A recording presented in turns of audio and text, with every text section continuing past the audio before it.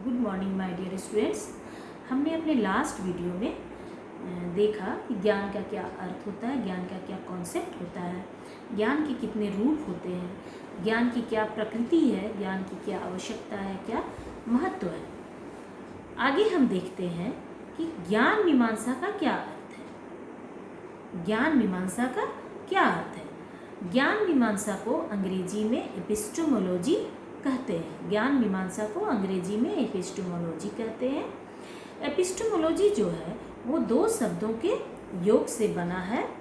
एपिस्टेमी जिसका अर्थ है ज्ञान और लॉजी जिसका अर्थ है विज्ञान। अतः इससे मिलकर एपिस्टेमोलॉजी का अर्थ हुआ ज्ञान का विज्ञान। श्रीमती ज्ञान मीमांसा की परिभाषा अब हम देखते हैं। श्रीमती आर.के. शर्मा के अनुसार किसी वस्तु विशेष के संदर्भ में यथार्थ का विश्लेषण करना एवं उसे जन सामान्य के लिए बोधगम्य बनाना ही ज्ञान मीमांसा है।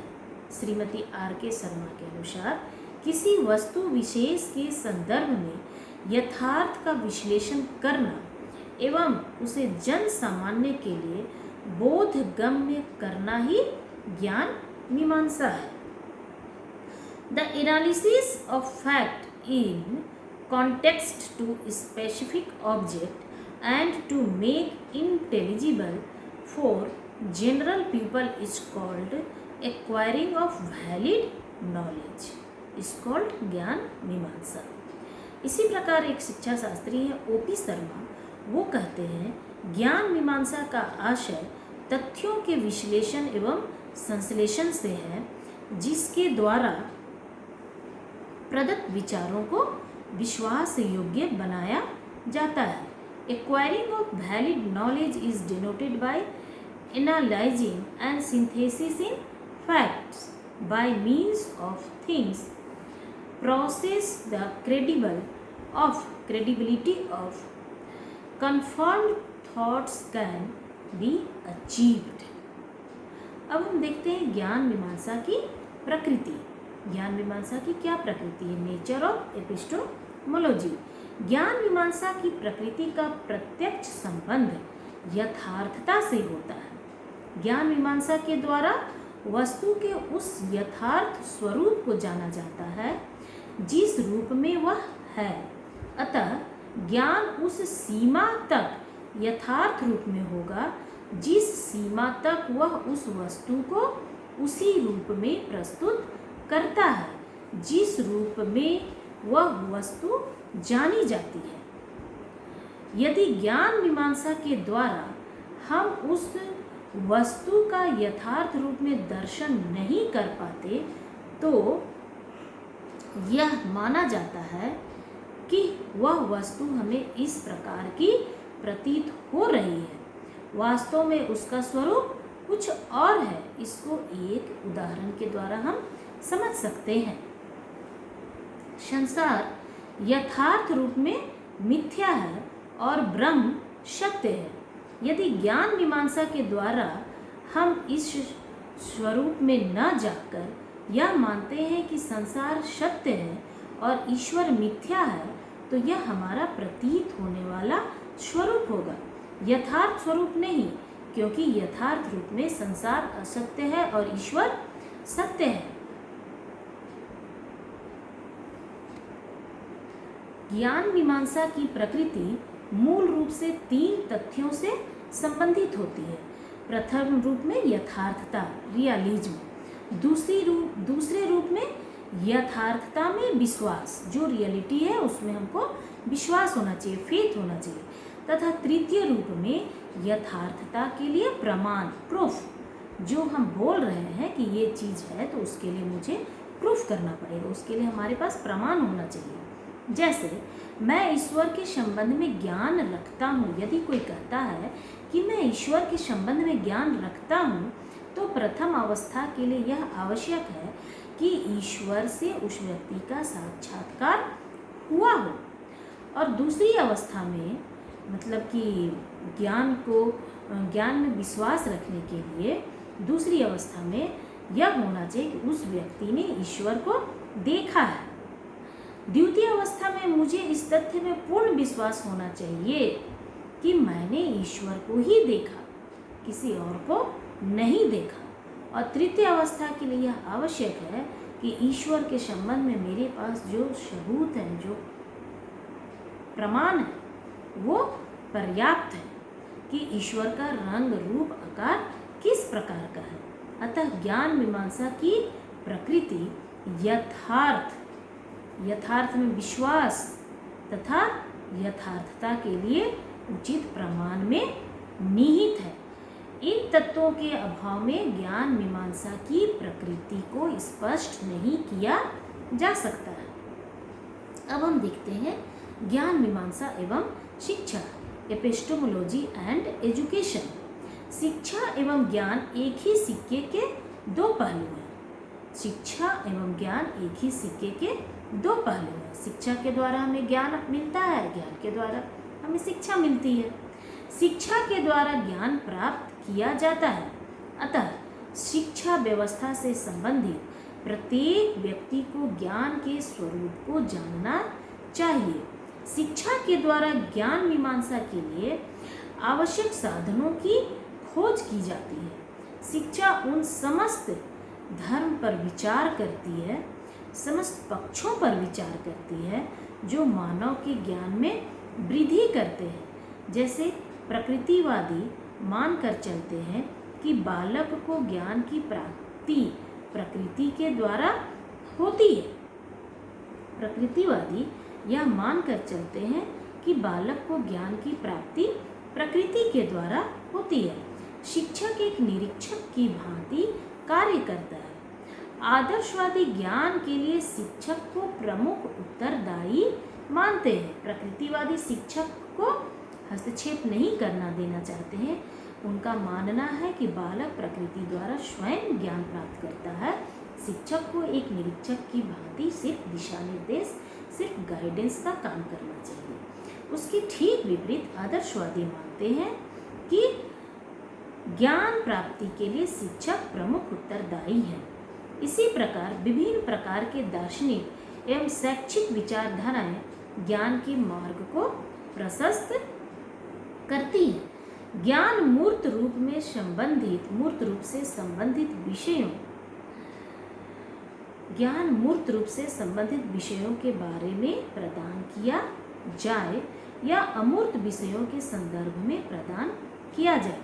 इसकी संपूर्ण प्रक्रिया शिक्षा द्वारा ही संपन्न होती है। अतः शिक्षा का प्रमुख कार्य ज्ञान के लिए मार्ग प्रशस्त करना है। शिक्षा द्वारा बालक की यथार्थता को परखा जाता है, अर्थात इसके द्वारा किसी वस्तु या विषय का यथार्थ ज्ञान दिया जा सकता है। शिक्षा के द्वारा प्रदत्त ज्ञान का भी सत्यापन किया जाता है कि जो ज्ञान हमारे द्वारा प्राप्त किया गया या किया जा रहा है, क्या वह सत्य की कसौटी पर खरा उतरता है अथवा नहीं। इस प्रकार शिक्षा एवं ज्ञान मीमांसा एक दूसरे से पूर्णतः संबंधित है। अब हम देखते हैं ज्ञान मीमांसा के स्रोत।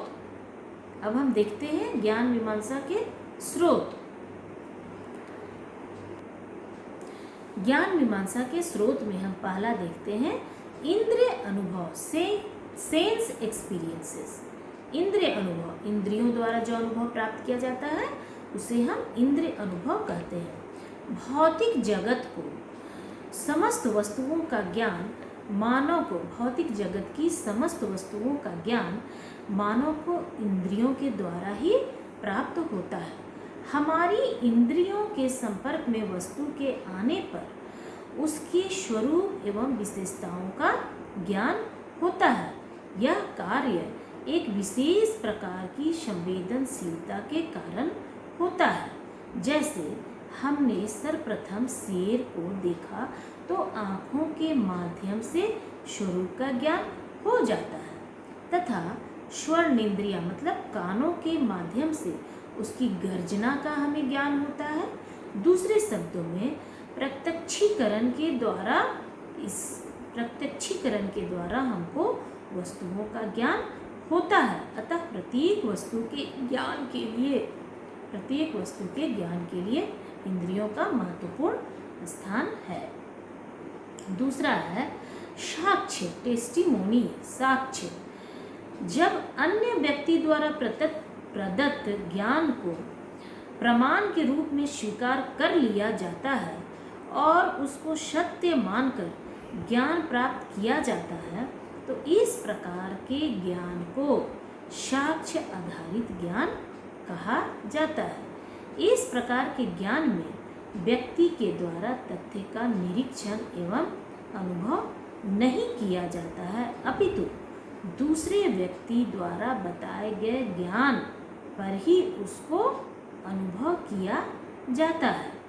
जैसे भगवान श्री कृष्ण को हम नहीं देखे, सूरदास एवं व्यास जी द्वारा वर्णित उनके स्वरूप को साक्ष्य मानकर हम यह अनुभव करते हैं कि भगवान श्री कृष्ण का रंग जो है वह सांवला है, उनके सिर पर मोर मुकुट है, उनके हाथों में बांसुरी है, उन्होंने पीतांबर धारण किया है।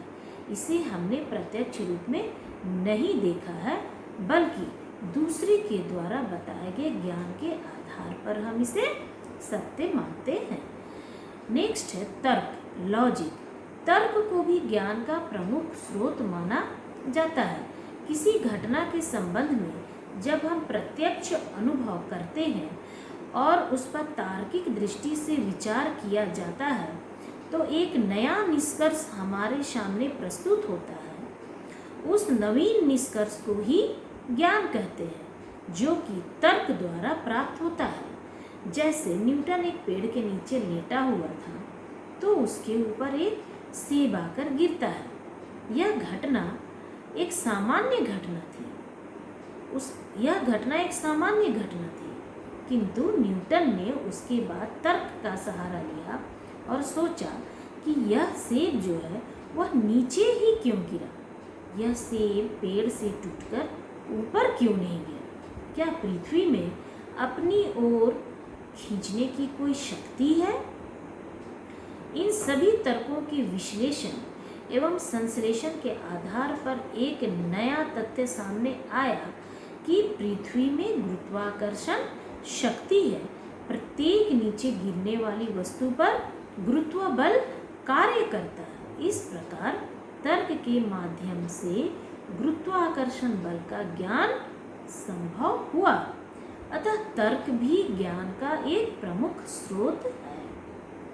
नेक्स्ट ज्ञान मीमांसा का स्रोत है अंतःप्रज्ञा, इनर विजडम। अंतःप्रज्ञा, इनर विजडम। इस प्रकार के ज्ञान में एक विश्वास निहित होता है। इसमें किसी प्रकार तर्क या प्रमाण की आवश्यकता नहीं होती है। वह व्यक्ति की अंतरात्मा द्वारा अनुभव किया जाता है। इस अनुभव में हमको पूर्ण विश्वास एवं वैधता के तत्व प्रतीत होते हैं। जैसे सामान्य रूप से हमने सुना कि ईश्वर सच्ची प्रार्थना अवश्य सुनते हैं। सामान्य रूप से हम लोगों को अपने घर में दादा दादी, नाना नानी, बड़े बुजुर्गों को कहते हुए सुनते हैं कि ईश्वर सच्ची प्रार्थना अवश्य सुनते हैं। किसी कारणवश हम बीमार हैं और दवा के लिए हमारे पास पैसा नहीं है, उस समय हम ईश्वर से अपने स्वास्थ्य लाभ के लिए प्रार्थना करते हैं और हम स्वस्थ भी हो जाते हैं, तो हमारी अंतरात्मा में यह विश्वास हो जाता है कि इस संसार में कहीं न कहीं ईश्वर का अस्तित्व है और वह दुखी व्यक्ति की प्रार्थना को सुनता है और उसकी सहायता अवश्य करता है। इस प्रकार के ज्ञान का स्रोत अंतःप्रज्ञा द्वारा प्राप्त किया जाता है। तो हम देखते हैं कि ज्ञान के मुख्य 4 स्रोत हैं: इंद्रिय अनुभव, सेंस एक्सपीरियंस, साक्ष्य, टेस्टिमोनी, तर्क, लॉजिक और लास्ट है अंतःप्रज्ञा, इनर विस्डम। तो बच्चों आज के लिए इतना ही। अपने नेक्स्ट क्लास में हम ज्ञान मीमांसा की विधियों और जो डिफरेंसेस हैं, नॉलेज एंड इंफॉर्मेशन, ज्ञान एवं विद्यालय इत्यादि को देखेंगे। आशा करती हूँ कि आपको पाठ समझ में आया होगा। बहुत बहुत धन्यवाद।